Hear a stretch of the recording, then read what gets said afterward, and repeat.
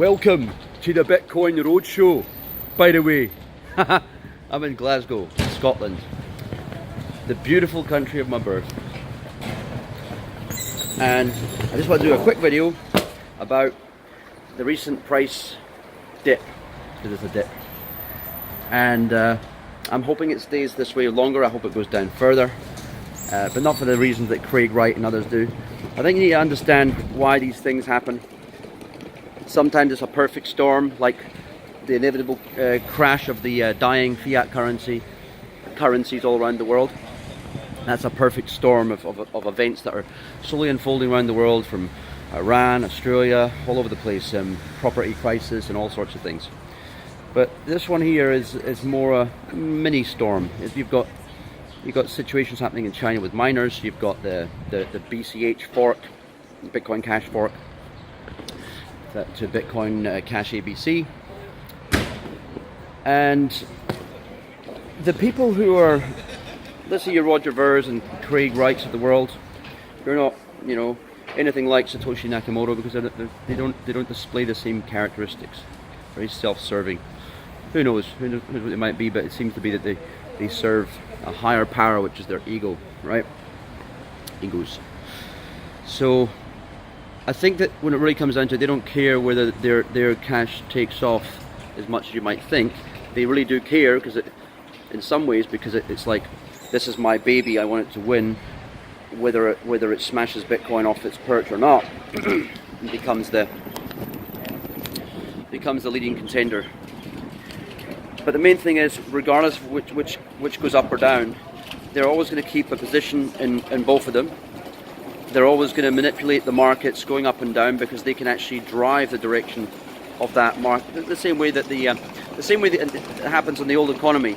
So you are bringing some of the old. You're bringing some of the I don't know, the bad things of the old economy. This is why I don't want to have ETFs or anything. You are taking the shit from the old economy. And I have to just say one thing: Glasgow Airport. Why do you put these wee bricks? I mean, you've got people with these bags. Obviously, it's just dumb. Think. But anyway, besides that, manipulate the price up and down, and even if they're not successful, they still would have succeeded in rinsing weak hands. That's the sad thing. And this is why, as the One Bitcoin show, Adam Meister, he's probably the main guy for this. Actually, him and probably Tony Vase are always hodl. Especially if you don't know how to trade. You might want to give trading a try. Maybe it's something you can do. Maybe you're really good at reading graphs. Maybe you're good at technical analysis. But just remember that you cannot rely on technical analysis. It's something that might guide you through, but especially in a bull market, it'll do unpredictable things compared to the classic markets that you're used to. So, with that, all I can say is, if you're looking at it going down and you're holding, don't have weak hands. Or if you do have weak hands, ask yourself why. Have you invested money that you can't afford to lose? Because that's usually the case. Have you expected returns in a quicker time than you're getting them? Because you're going to get them if you're not weak. But statistically, you will be. And that just tells me that, one, you're impatient. Two, you're a dipshit because you invested money you couldn't afford to lose. Oh, sorry, not afford to lose. You invested money that you couldn't afford to spend at the time. Because it's not even about being afford to lose. You will not lose your money. It's, well, put it this way. Things could always happen. Of course, you could lose your money. But it's highly unlikely in a world with collapsing fiat currencies all around you, and a soon-to-collapse housing market, a situation where negative interest rates can't sustain in many countries that are printing free cash, like Japan, and again, the perfect storm I was talking about, record debt all around the world. It's a situation where people will rush to things like Bitcoin, stable investments that can't be manipulated by the banksters, and maybe even things that when those inflate in value, hyper deflation now, and they actually gain monetary value. What will end up happening is things when the banks collapse, because that will eventually happen, unless they get a big enough stake in the crypto market, But if the banks do collapse because they can't get the money into there quick enough, and they're able to fool the public long enough to stay away from Bitcoin, so therefore they maintain the wealth disparity, or actually they grow the wealth disparity even. Let's say they take a more of a chunk and steal more homes like they did 10 years ago. If that does happen, then things will carry on as they are when it comes to the commodities market. But if the banks collapse like they should do, if the sheep don't maintain, let's say, a 90+% balance of society, which they do at the moment, because most people are fucking sheep, then what will happen is that growing effect only has to get to about 20%. Even the 80% sheep who are left at the end of it will follow like sheep, because that's what they do, right? So they'll follow the intelligent people across to the new market. The banks will collapse, and what will happen next is the price of gold, silver, and platinum will skyrocket. So if you are people who hold that, it's a bit more risky than expecting returns from Bitcoin, of course, but it's definitely a good way to diversify your portfolio, as is owning. And I say this many times, owning a property doesn't mean having a mortgage. Do not have a mortgage. You're gonna be, no matter what happens soon, whether the banks collapse or not, what will happen is you're gonna get a spike in interest rates. It'll probably start somewhere around the 5% range if they want to ease it in nicely and pretend that they're not trying to steal the property off the common man, which is what they always try to do every few years. They've had to wait a bit longer than usual because probably for congratulations, I don't know, for a kind of secret handshake deal they had with the government, not to destroy them, but at the same time they had to hold off raping and pillaging off the people like they usually do. So that's been 10 years now. We know that these cycles last in 7 to 10 year cycles. We're at the 10-year point now. We're actually just going beyond it soon. So expect a massive crash, collapse. Be prepared for it. When I look at, there was a guy asking, I think the guy's name's Timo or something like that. I think he's from Netherlands. Him and his wife, they went all in crypto. Brazen move. I didn't go all in crypto. I kind of spread between gold and stuff, but I live a very similar life. I live light. I sold a lot of my things. I'm actually selling some land right now just so I can buy more Bitcoin.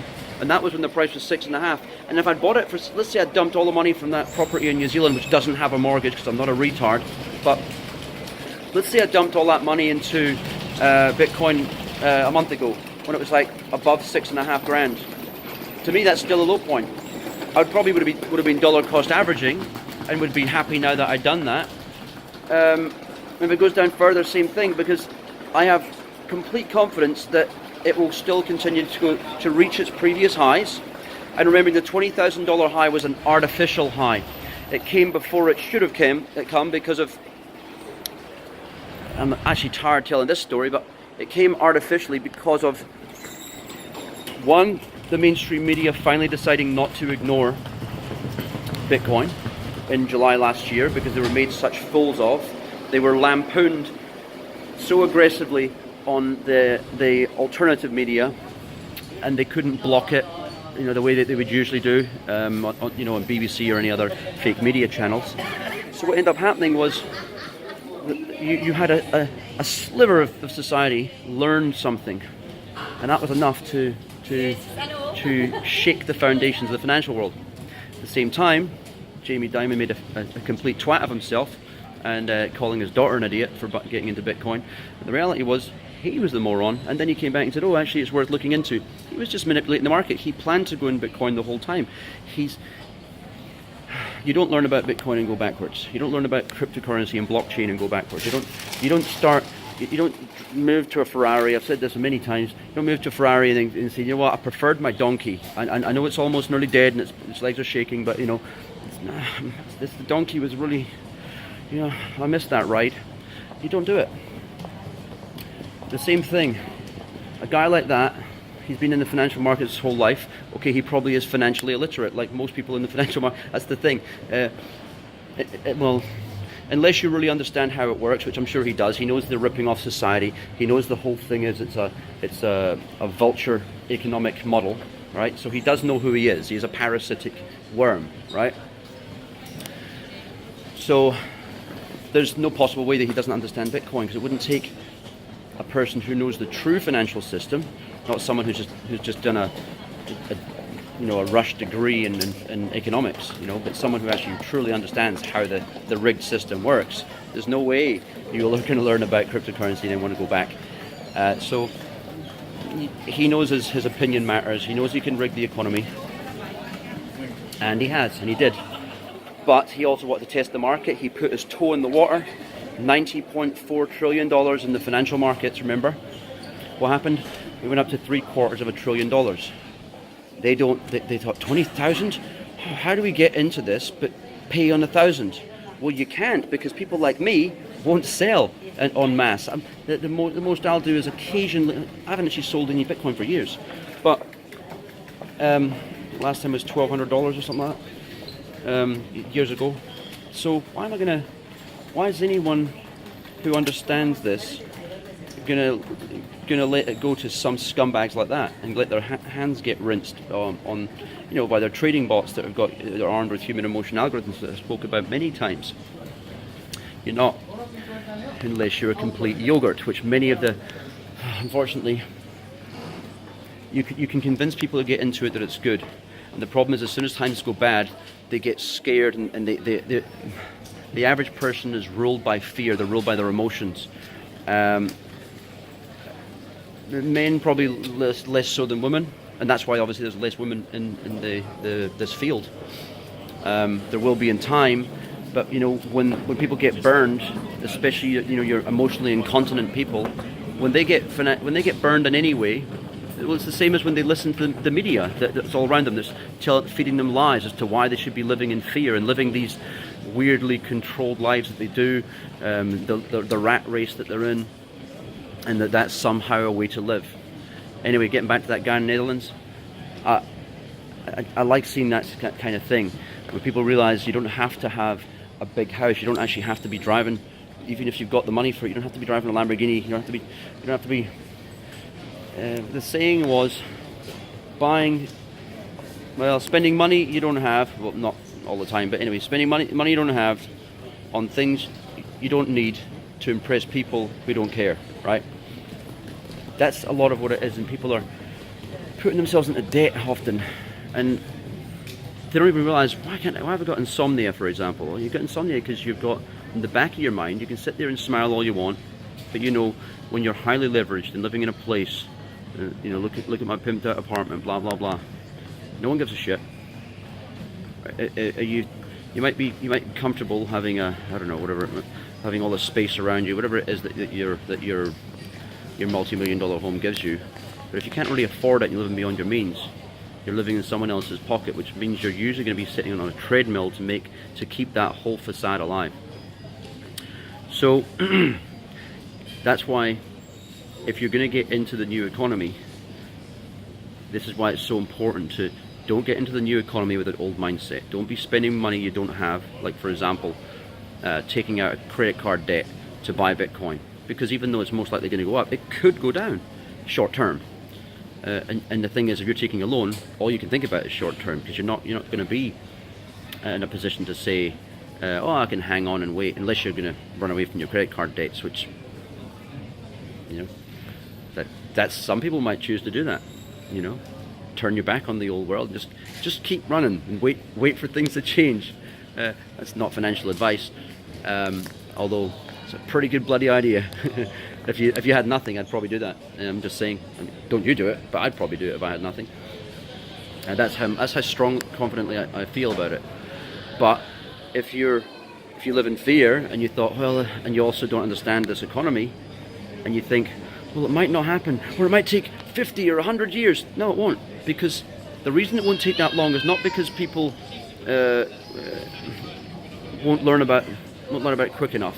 The reason it won't take that long is not because it will take that amount of time for people to learn about it and for word to get around. The reason is because the current market we have and the current financial instruments are all dying. Stock market, bonds, the institutions. That look at the situation, for example, in Australia. Just only a few weeks ago, I think it was.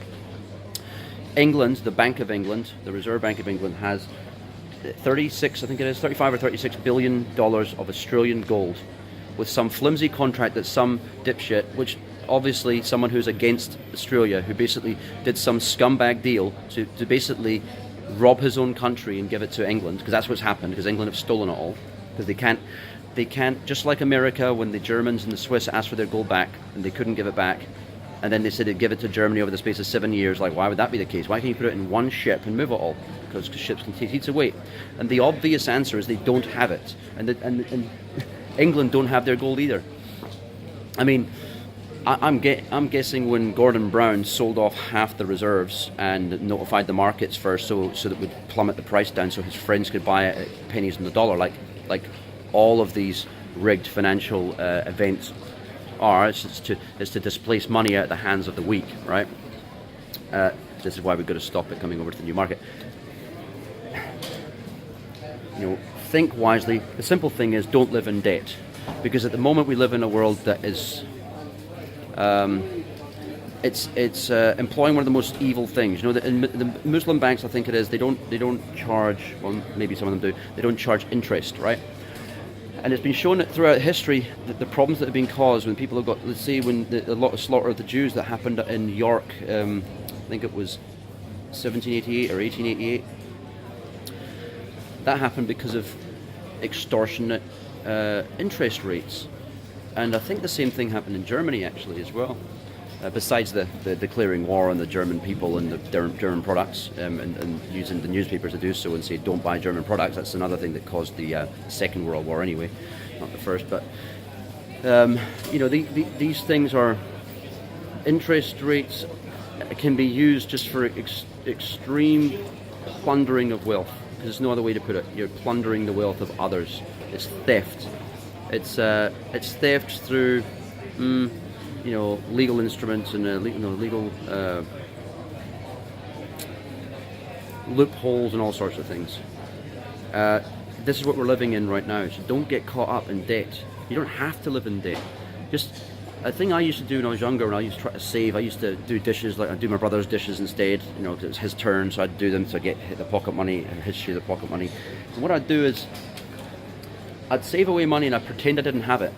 I'd pretend it didn't exist. Because once it's gone, it doesn't exist either, and you still seem to get by. So that's how I learned quite young, I'm talking like 8 years old, that you'll always get by, you'll always live, you'll always be fine. It doesn't matter. You know, you're never going to starve. You're not going to freeze to death because you can just wrap yourself in stuff.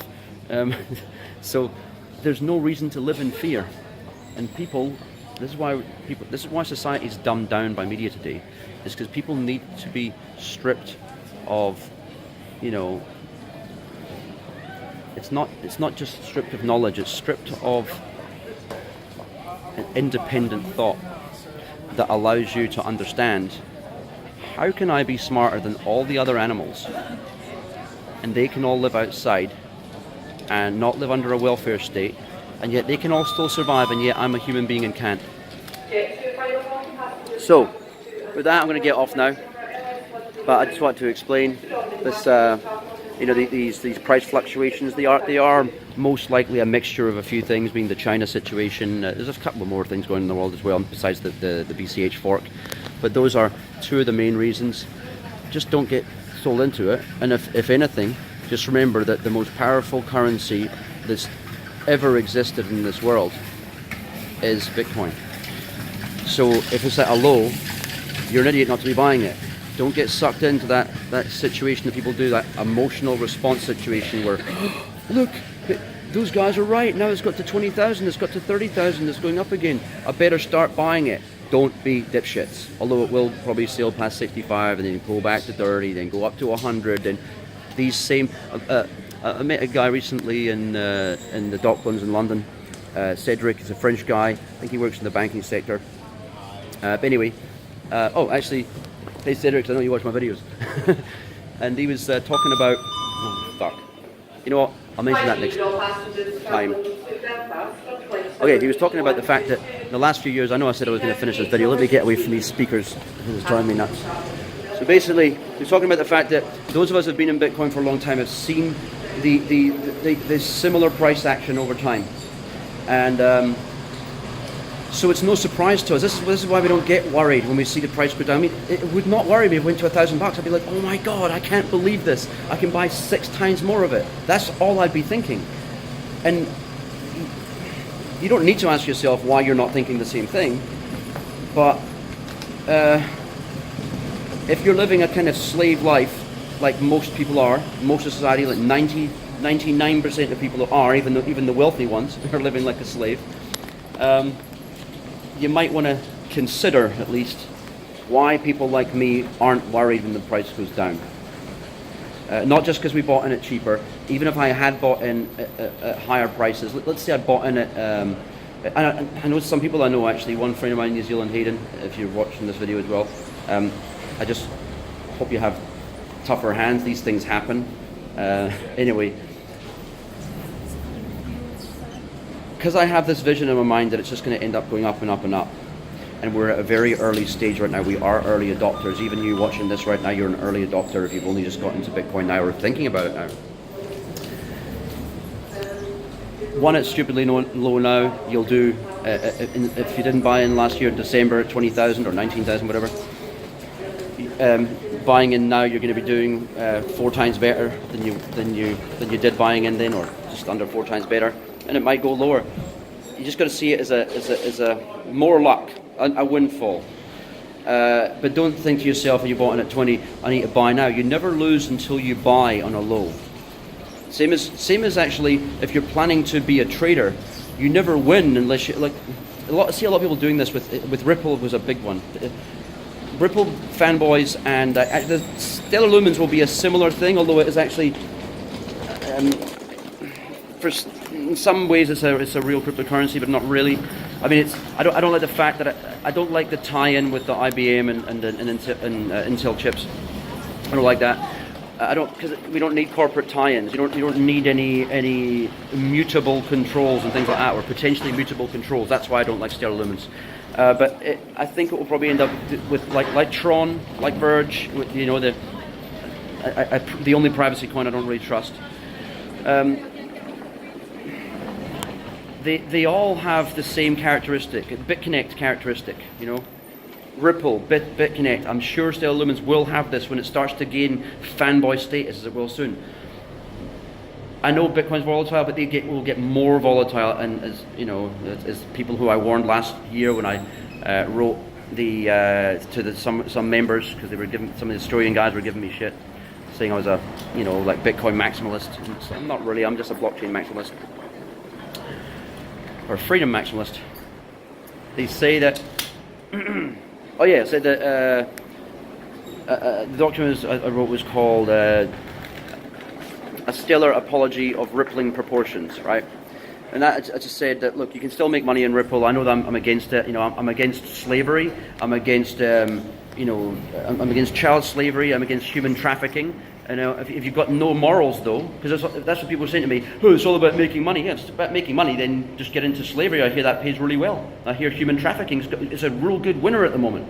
But no, and that's why I'm not into Ripple. I've said many times before, and it's also why I don't like the idea of Stellar Lumens, because I just don't see the need for some corporate tie-in. But yeah, this volatility. If you don't, the thing I was saying before is, you know, you don't lose until you sell out. You also don't win until you sell out. But I've got no intention to sell out of Bitcoin, because all it is for me is, if you knew that the future was going to be in the Chinese yuan and that all other currencies were going to die, what would you do, knowing that the yuan is worth bugger all right now? You'd obviously try and stash some, so that when that happens, your worthless wheelbarrows of $1 trillion Zimbabwean notes with the US, you know, with your Benjamin faces on them, Benjamin Franklin on them, you would be foreseeing that situation and, you know, planning ahead. That's all I'm doing. I've got no intention of selling out of Bitcoin. So, as I explained in videos a few months ago, your Bitcoin will not be worth $1 million necessarily when it's worth $1 million. Because $1 million will not be worth what $1 million is worth now. It's all about buying power. When you get, let's say Italy, when they talk, or let's say what's it called again? Cyprus, when they took the money off the people, basically they garnished their bank accounts effectively to bail the country out. Britain took taxes to bail the country out. It doesn't matter what you do, when you steal, rob from Peter to give to Paul, there's a balance, there's an effect, there's a cause and effect that's always going to go on. And what they do in other countries, Italy stole gold off the people and gave them a stupid little bracelet that says friend of the fatherland or something like that. America did it as well, stole everyone's gold. Britain's stolen all gold before from its citizens. So you know, our terrorist governments will do these things. All right, that's me. Oh well, I'm going to get off. I'll speak to you later. Damn it.